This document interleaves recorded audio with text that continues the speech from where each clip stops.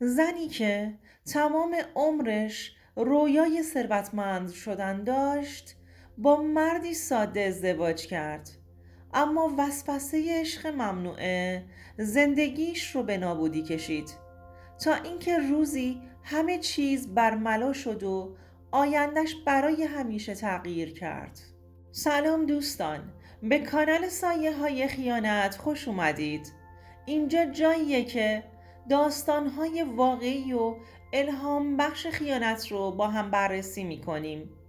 اگر از محتوامون خوشتون اومد حتما دکمه سابسکرایب رو بزنید و از کانالم حمایت کنید و به دوستانتون معرفی کنید. زنگوله رو بزنید تا هیچ کدوم از محتواهای جدید رو از دست ندید. همچنین خیلی دوست دارم بدونم شما از کدوم شهر و کشور هستید. لطفاً تو کامنت ها برام بنویسید. بریم با هم این داستان زیبا رو مرور کنیم و از تجربیاتش پند بگیریم. رویای گم شده. سحر هستم، دختری که در یکی از فقیرترین محله های شهر در فقر و نداری در خانواده‌ای پر جمعیت به دنیا اومد و بزرگ شد. خونمون خیلی کوچیک بود، پر از صدای برادر و خواهرام و گلایه های پدر و مادرم. پدرم کارگر ساده‌ای بود که همیشه زحمت میکشید و بیشتر درآمدش رو صرف بدهی ها میکرد و هیچ وقت نمیتونست ما رو از فقر نجات بده. مادرم روزها در خونه های مردم کار میکرد و شبها هم لباس میدوخت تا شاید بتونه چیزی برای ما دست و پا کنه و شکم ما رو سیر کنه. با اینکه همیشه از فقر خسته بودم، اما با این حال رویاها و آرزوهای من بزرگتر از همین دیوارهای کوچیک خونمون بود. همیشه آرزو می کردم که یه روزی حداقل زندگیم تغییر کنه تا منم بتونم مثل آدمای پولدار تو خونه های بزرگ با لباس های گرون قیمت زندگی کنم. وقتی صدای خنده و شادی از خونه های دیگه به گوشم می رسید، تو ذهنم و فکرم خودم رو تو خونه های بزرگ و مجلل تصور می کردم، با لباس های زیبا و زندگی که هیچ کمبودی توش نبود. سالها گذشت و من بزرگتر شدم، اما زندگیمون هیچ تغییری نکرد. وقتی به سن ازدواج رسیدم هیچ خواستگاری به خونمون نیومد. مردم ما رو به عنوان یه خانواده فقیر و بدبخت میشناختند و هیچ کس حاضر نبود با دختری از این خانواده زندگی کنه.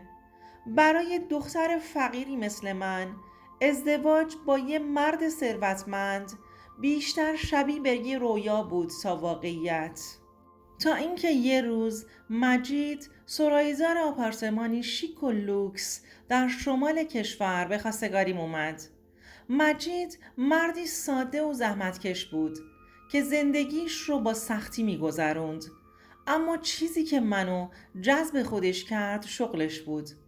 اون سرایه‌دار آدم‌های پولدار بود و هر روز با افراد ثروتمند و خوش‌پوش در ارتباط بود که من همیشه آرزوی زندگی مثل اونها رو داشتم.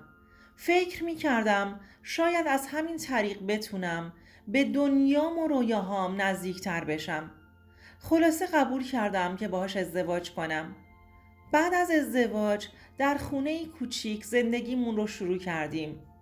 مجید مردی مهربون و زحمتکش بود و تمام تلاشش رو برای خوشبختی من می کرد. اما من از زندگیمون راضی نبودم و چیزی که من میخواستم عشق و محبت نبود. من همیشه به دنبال تجملات بودم. هر بار که به آپارتمان‌های لوکس محل کار مجید میرفتم، آدم‌های پولدار و ساکنین اونجا رو میدیدم. قلبم پر از حسرت میشد. هر شب به مجید غر میزدم که چرا ما باید اینطوری زندگی کنیم؟ چرا تو نمیتونی مثل اینا ثروتمند باشی؟ و هر بار هم با چشمایی که پر از غم بود به هم جواب میداد سحر، تو همه چی رو از اول در مورد من میدونستی که من با کی هستم و شغلم چیه. من هیچ وقت وعده زندگی شاهانه رو بهت نداده بودم.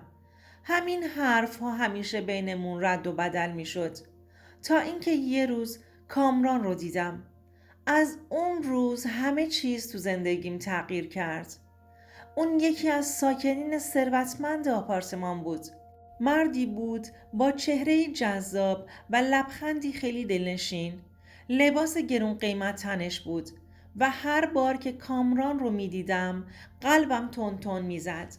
نمیدونم از چه زمانی شروع شد، اما کم کم به بهانه‌های مختلف به آپارتمانشون میرفتم تا اونو ببینم. یه روز که با مجید برای نظافت آپارتمان رفته بودم، کامران با لبخندی گرم به من گفت چرا هر بار میبینمت این چهره زیبا اینقدر غمگینه؟ همین جمله کافی بود تا قلبم رو بلرزونه و دلم رو از جا بکنه. کامران مردی خوش صحبت و جذاب بود. اون از زندگیش و ماشین گرون قیمتش و سفرهای خارجیش برام تعریف میکرد.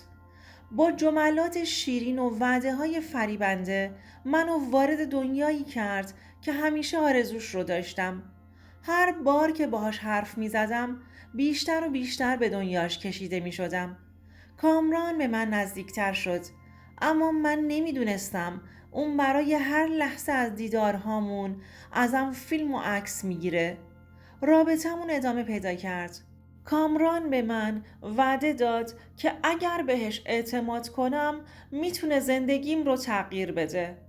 اصلا فکر نمی کردم تمام وعده هاش به من دروغ باشه. من ساده بهش نزدیکتر می شدم.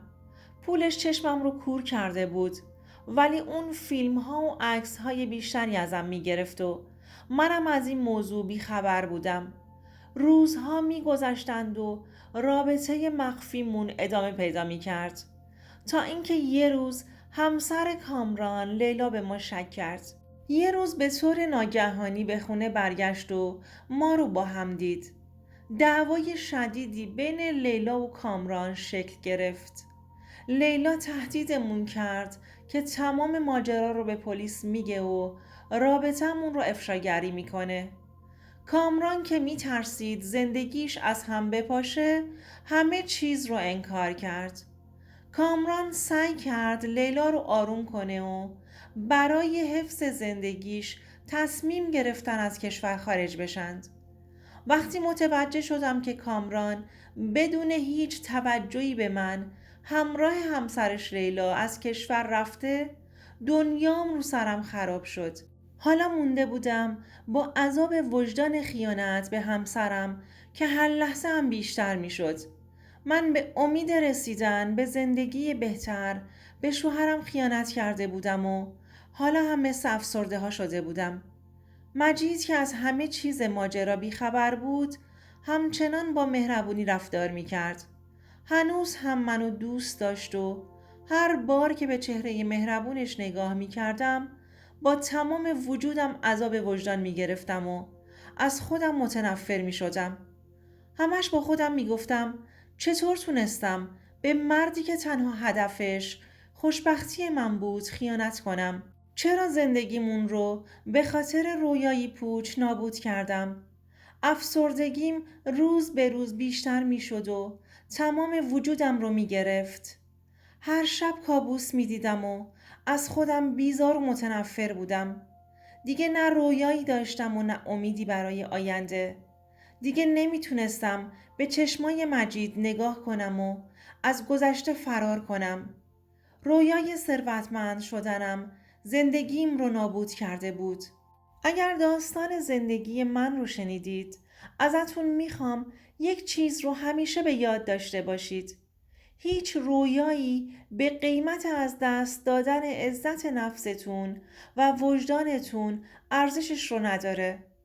خوشبختی واقعی در کنار کسی هستش که شما رو بی قید و شرط دوست داشته باشه. اگر به دنبال خوشبختی در جای دیگری باشید، ممکنه مثل من همه چیز رو از دست بدید.